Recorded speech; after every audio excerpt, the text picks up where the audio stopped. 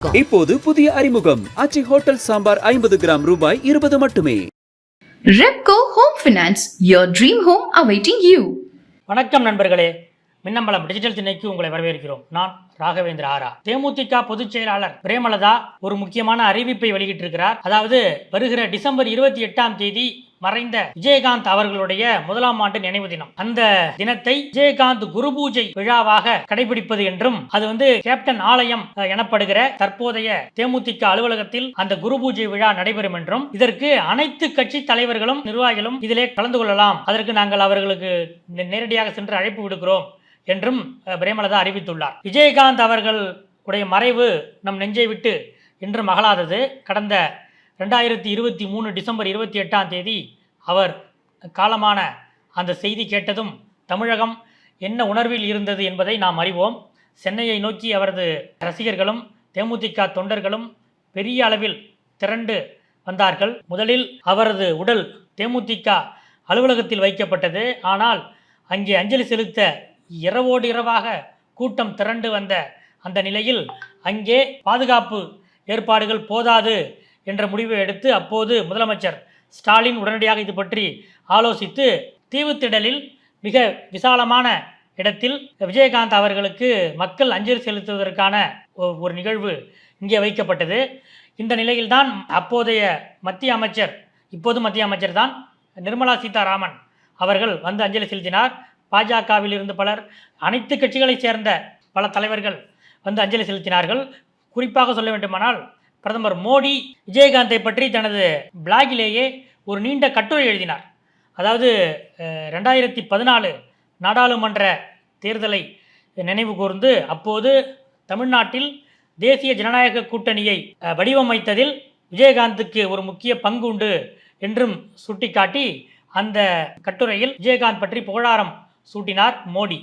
அது மட்டுமல்ல, விஜயகாந்த் மறைந்த சில நாட்களில் திருச்சிக்கு வந்த பிரதமர் மோடி அங்கே விமான நிலைய முனைய திறப்பு விழாவில் கலந்து கொண்டு அந்த விழாவில் பேசும்போதும் விஜயகாந்தை நினைவு கூர்ந்தார். இப்படி தொடர்ந்து விஜயகாந்துக்கு பல்வேறு நினைவு கூறுதல்களை பாஜக முன்னெடுத்தது ஆச்சரியமாக இருந்தது. அதாவது விஜயகாந்துக்கு மறைவுக்கு பிறகு பத்மபூஷன் விருது அளிக்கப்பட்டது. அதாவது இந்தியாவின் சிவிலியன் விருது எனப்படுகிற விருதுகளில் 3வது உயர்ந்த விருதான பத்மபூஷன் விருது 2024 ஜனவரியிலேயே விஜயகாந்துக்கு வழங்கப்பட்டது. இப்படி தொடர்ந்து பிஜேபி விஜயகாந்தை முன்னிறுத்தி பல வேலைகளை செய்தது.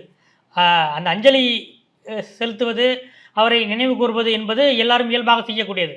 ஆனால் அந்த இயல்பை தாண்டி ஏதோ ஒரு சிறப்பு அக்கறை, ஒரு சிறப்பு கவனம் எடுத்து பாஜக செயல்படுகிறதோ என்ற ஒரு தோற்றம் அப்போதே எல்லோருக்கும் எழுந்தது. இந்த நிலையில்தான் இப்போது விஜயகாந்த் குரு பூஜை விழா என்று பிரேமலதா அறிவித்திருப்பதை ஒட்டி தேமுதிக நிர்வாகிகள் மத்தியிலேயே ஒரு முக்கியமான விவாதம் நடைபெற்று வருகிறது. ஒரு தரப்பினர் என்ன சொல்கிறாங்கன்னா, இந்த குரு பூஜை அப்படின்ற வார்த்தையே ஏதோ ஒரு அஜெண்டாக்குள்ள நாம் செல்கிற மாதிரி இருக்கிறது. ஏனென்றால் விஜயகாந்த் அவர் சினிமாவில் இருந்தபோதும் சரி, அரசியல்வாதியாக இருந்தபோதும் சரி, எந்த நிலையிலும் சாதி மத பேதமற்று அனைத்து மக்களுக்கான ஒரு தலைவராகத்தான் அவர் வாழ்ந்தார். இந்த நிலையில் விஜயகாந்துக்கு குரு பூஜை என்று சொல்லும்போது அவரை ஏதோ ஒரு வட்டத்தில் அடைக்க முற்படுவது போல இருக்கிறது என்ற ஒரு பேச்சு தேமுதிக நிர்வாகிகள் மத்தியிலே எழுந்திருக்கிறது.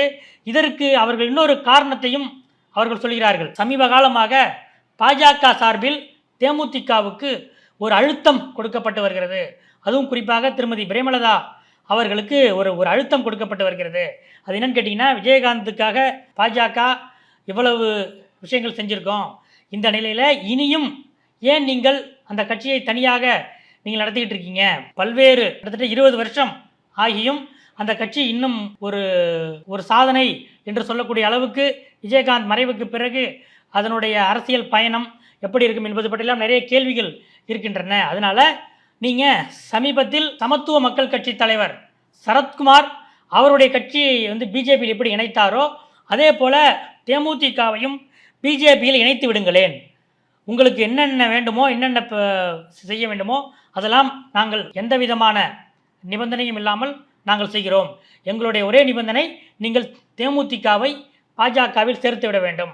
இது வருகிற சட்டமன்ற தேர்தலுக்கு முன்பாக நடந்தால் இன்னும் நன்றாக இருக்கும் என்பதுதான் பாஜக தரப்பிலிருந்து தேமுதிக தரப்புக்கு, குறிப்பாக திருமதி பிரேமலதா அவர்களுக்கு அனுப்பப்பட்டிருக்கிற செய்தி என்று தேமுதிக நிர்வாகிகள் மத்தியிலேயே ஒரு பேச்சு இருக்கிறது. என்னங்க இது இப்படி சொல்கிறீங்க என்று கேட்டால் அவர்கள் அதற்கு பல காரணங்களையும் அடுக்குகிறார்கள். அதாவது ஒரு பக்கம் தேமுதிகவுடைய செல்வாக்கு தொடர்ந்து அரசியல் ரீதியாக சரிந்து வருகிறது.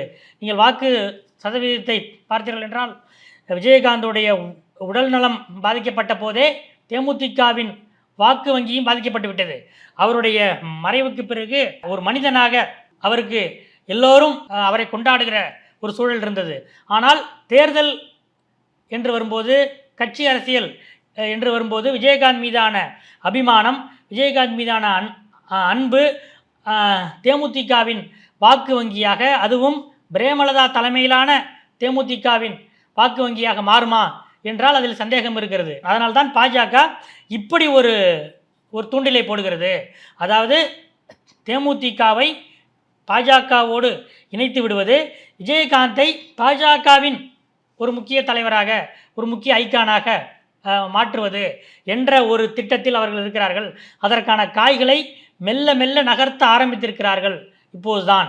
இந்த நிலையில்தான் இவங்க விஜயகாந்த் குரு பூஜை என்று சொல்லும்போது ஒருவேளை இணங்குவதற்கு தலைப்படுகிறாரோ என்ற ஒரு சந்தேகம் இருக்கிறது என்று தேமுதிக நிர்வாகிகள் மத்தியிலேயே ஒரு பேச்சு இருக்கிறது. இன்னொரு பக்கம் என்ன சொல்கிறாங்கன்னா, அதெல்லாம் பிரேமலதாவிட்ட நடக்கவே நடக்காது.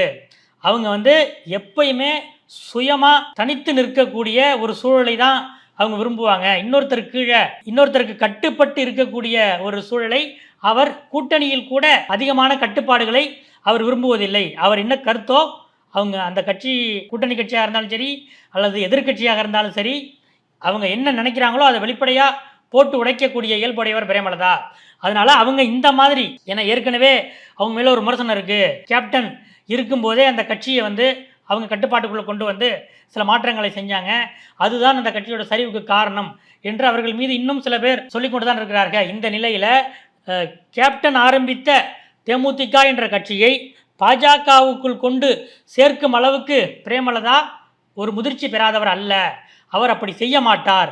அந்த மாதிரியான நிபந்தனைகளுக்கு அவர் இணங்க மாட்டார். அவர் தனித்துவம் மிக்க தேமுதிகவின் பொதுச் செயலாளராக இருப்பதில்தான் அவருக்கு பெருமையும் ஆர்வமும் இருக்கிறது. அதனால் இந்த மாதிரியான ஒரு நடவடிக்கைகளில் பாஜக இறங்கினால் கூட அதற்கு பிரேமலதா இணங்க மாட்டார் என்று சொல்பவர்களும் இருக்கிறார்கள். ஆனாலும் கேப்டன் குரு பூஜை என்ற அந்த பதம் தென் மாவட்டத்தில் ஏற்கனவே தேவர் குரு பூஜை வருடம் நடைபெற்று வருகிறது. இந்த நிலையில் அரசியல் ரீதியாக இப்படி ஒரு பதத்தை அவர் உபயோகப்படுத்துவதன் மூலம் அவர் சில விமர்சனங்களுக்கும் ஆளாவார். அது அரசியல் ரீதியாகவும் அவர் மேல் சில விமர்சனங்கள் வரும் என்று சொல்கிறார்கள். ஆனால் எக்காரணத்தை முன்னிட்டும் பாஜகவிடம் தேமுதிக கூட்டணி சேரலாம், அது வேற விஷயம். எந்த கட்சியோடும் கூட்டணி சேருவது அரசியலில் இயல்பு. அதற்காக சமத்துவ மக்கள் கட்சி போல, மற்ற சின்ன சின்ன அமைப்புகளைப் போல தேமுதிகவை, கேப்டன் கண்ட தேமுதிகவை அவர் பாரதிய ஜனதா கட்சியில் கரைக்க மாட்டார் என்று அடித்து சொல்கிறார்கள் இன்னொரு தரப்பு நிர்வாகிகள். இதுதான் இப்போது தேசிய முற்போக்கு திராவிடர் கழகத்தின் முக்கியமான நிர்வாகிகளுக்கு இடையே நடந்து வரும் ஒரு பட்டிமன்றம் போல இது இருக்கிறது. அடுத்தடுத்த அரசியல் அப்டேட்டுகளை அறிந்து கொள்ள தொடர்ந்து காத்திருங்கள். நன்றி.